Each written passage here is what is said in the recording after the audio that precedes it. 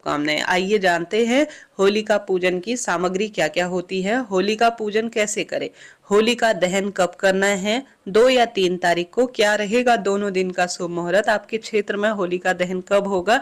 इस वीडियो में आप जरूर से यह जो है विशेष जानकारी जानिएगा। साथ ही यह भी आप जानेंगे कि होलिका दहन क्यों किया जाता है, और होली जलती हुई होली में एक दो चीज आपको जरूर डाल देनी है ताकि रोग दोष कष्ट संकट पीड़ा का नाश हो और परिवार में खुशियां बनी रहे। सबसे पहले एक सरल प्रश्न कि होलिका का पूजन आखिर क्यों किया जाता है। देखिए, सबके क्षेत्र विशेष में अलग अलग धारणाएं हैं, परंतु शास्त्रों में वर्णित है भक्त प्रहलाद को उनके पिता ने श्री नारायण की भक्ति के लिए खूब रोका टोका था और अंत में उन्हें ऐसी क्रूर सजा दी कि उन्हें अग्नि में प्रज्वलित होने के लिए होलिका माता की गोद में विराजमान कर दिया गया था। और होलिका माता को तो आशीर्वाद था कि वह भस्म नहीं हो सकती हैं।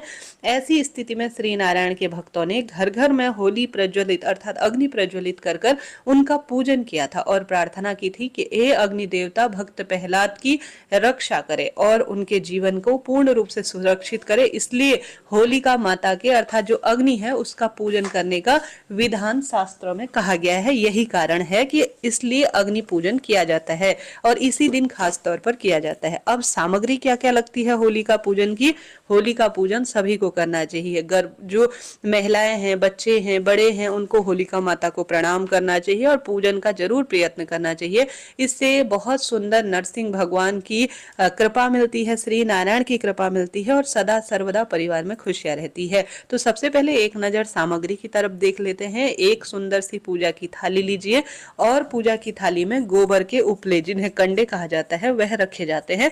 बाजार से भी मिल जाते हैं, आपके क्षेत्र में घर पर बनाए जाते हैं तो वह रखें। यह एक सामूहिक यज्ञ के समान है जो कि नकारात्मक ऊर्जा, होलाष्टक का अंतिम दिन होता है और इस समय होलाष्टक समाप्त होता है।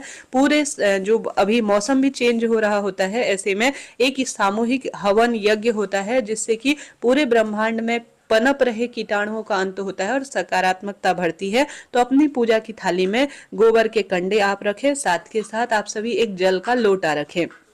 गुजिया, मिठाई, पुआ पूरी जो आपके क्षेत्र में बनते हैं वह रखे।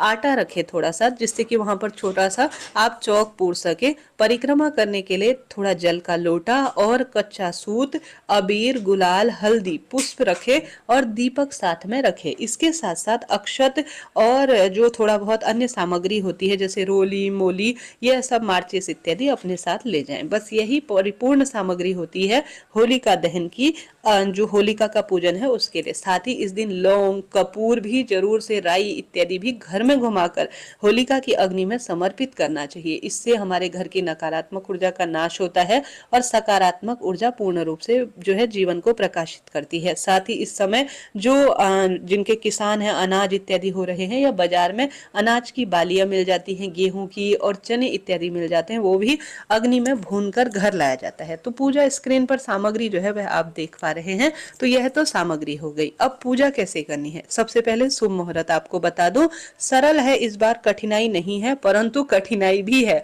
कई लोग दो तारीख को कह रहे हैं, कई लोग कह रहे हैं कि 3 तारीख को होंगे।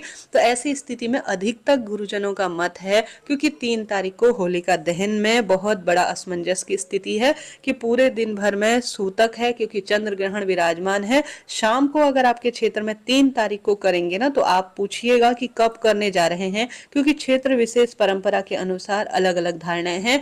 परंतु अधिकतर गुरुजन और हमारे क्षेत्र में और हमारे पंचांग में जो जानकारी दी है, शुद्ध अवस्था में प्रदोषकालीन पूर्णिमा तिथि में हमेशा कहा गया है, जब पूर्णिमा तिथि प्रदोष काल में व्याप्त हो उसी दिन पूर्णिमा का व्रत करना चाहिए और उसी दिन होलिका दहन करना चाहिए। तो अधिकतर गुरुजन और हमारे क्षेत्र में यही मान्यता है, यही निकल कर आ रहा है, यही एकमत निर्णय है कि 2 तारीख को होलिका दहन किया जाएगा। अब 2 तारीख आपको होलिका दहन का शुभ मुहूर्त बताती हूँ।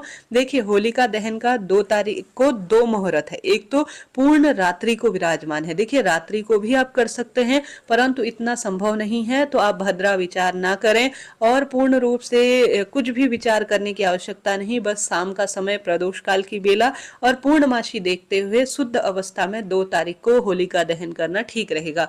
तो 2 तारीख को जो शाम को होलिका दहन का समय है वह 6:09 से 8:50 तक प्रदोष काल में निकल कर आ रहा है। ठीक है, तो ये 2 तारीख का मुहूर्त है जो मैंने आपको बताया, ये तो शुभ मुहूर्त है प्रदोष काल का। एक 2 तारीख को मध्य रात्रि में किया जा रहा है, वह है पंचांग में भी दिया गया है 1:27 से 2:40 के आसपास तक। ठीक है जी, तो ये 2 तारीख के दोनों मुहूर्त मैंने आपको सुविधा अनुसार आपको बता दिए। इसके ज्यादा आप अपने क्षेत्र अनुसार जरूर एक बार पूछ जरूर लीजिएगा, सबकी अपनी अपनी अलग अलग क्षेत्र इस हिसाब से निकलने वाले पंचांग की बात है। अब 3 तारीख को जिनके यहाँ होलिका दहन किया जा रहा है, वह जब 6:45 के बाद जब चंद्र ग्रहण समाप्त हो जाएगा ना, तो उसके बाद ही सूतक काल 6 बजकर करीब करीब 40-45 के बाद जो है चंद्र ग्रहण समाप्त है। फिर स्नान इत्यादि से निवृत्त होकर 3 तारीख को जहां पर किया जाएगा ना, वो 6:40 के बाद से 8:45 तक कभी भी किया जा सकता है, कोई दिक्कत की बात नहीं। ये बहुत अच्छा समय है 3 तारीख को, जहां भी होली का दहन होगा। 4 तारीख को रंगों वाली होली सब जगह खेली जाएगी। तो इस तरह से यह जानकारी थी। अब होली का पूजन कैसे करना है, सामग्री तो हमने जान ली।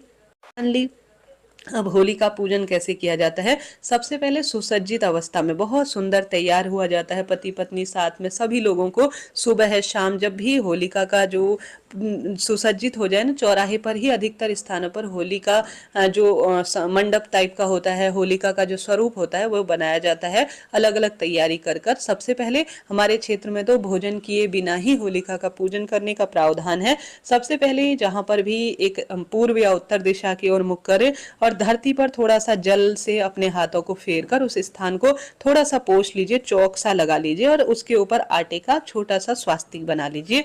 उसके ऊपर एक दीपक रखा जाता है, सावधान दीपक बहुत ध्यान से रखना है, नहीं तो होलिका अभी भी भस्म हो सकती है। कहने का अर्थ है कई बार होता है कि कई महिलाएं गलती कर देती हैं, तो दीपक थोड़ा सा होलिका माता से सटाकर दूर को रखें, तभी आपका, नहीं तो उसी समय दहन होने का भी संभावना होती है। तो पहले दीपक लगा लीजिए, फिर होलिका माता के निमित्त आप जो कंडे लेकर गए हैं, कंडे में हल्दी और अबीर गुलाल लगाकर अग्नि में छोड़ दीजिए, अर्थात जो रात को अग्नि जलेगी होलिका माता के समक्ष रख दीजिए।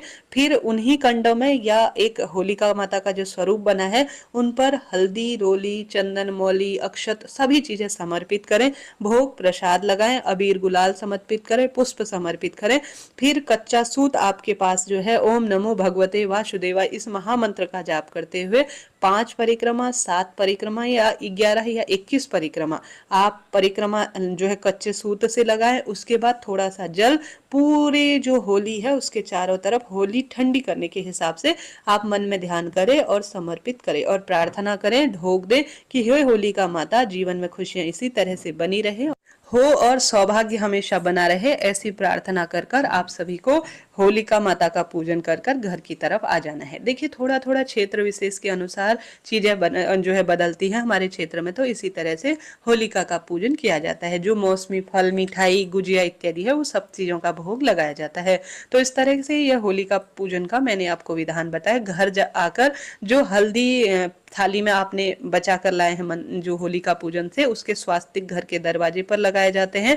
अपने बच्चों के हाथ पर मौली लगाई जाती है, मौली हाथ में बांधी जाती है, बच्चों के हल्दी कुमकुम का तिलक लगाया जाता है। तो इस तरह से ये होलिका दहन का शुभ मुहूर्त, पूजा विधि और मैंने सामग्री आपको बताई। जरा सा भी वीडियो उचित उपयोगी रहती है तो कमेंट्स बॉक्स में आप सभी जय माता दी लिखे। कोई प्रश्न हो पूछिएगा। जय माता दी। राधे।